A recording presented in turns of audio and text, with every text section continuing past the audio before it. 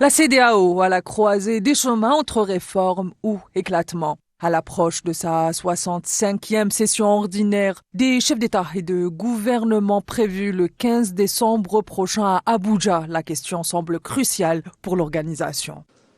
La CEDEAO se trouve confrontée à une crise existentielle majeure. D'abord, la décision de 3 de ses pays membres, le Mali, le Niger, le Burkina Faso, unis sous la bannière de l'Alliance des États du Sahel, de se retirer de l'organisation après que cette dernière ait imposé des sanctions sévères faisant suite à des coups de force dans ces 3 pays-là entre 2020 et 2023. Ces sanctions mettent en lumière des fissures profondes au sein du bloc, notamment le manque d'unité et de cohésion politique de ces pays membres et surtout l'influence de l'ancienne puissance coloniale, à savoir la France, sur des décisions majeures.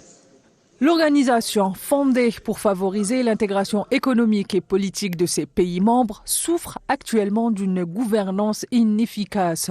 Sans pointer du doigt notamment le franc CFA maintenu par l'organisation en dépit des contestations populaires. En effet, pour les populations de la région, le franc CFA est perçu comme un vestige colonial. En dépit de ces avancées sur la libre circulation, l'intégration commerciale, des défis majeurs persistent et pas des moindres, notamment la lutte contre la pauvreté, le chômage ou encore la mise en place d'infrastructures suffisantes et efficaces. Et les questions sécuritaires restent encore au cœur des préoccupations de la région. Cela dit, au sein de l'organisation, des voix s'élèvent pour la réforme. C'est le cas notamment du président sénégalais Bassirou Diomaye Faye, désigné en outre par la CEDEAO comme médiateur auprès du Mali, du Burkina Faso et du Niger.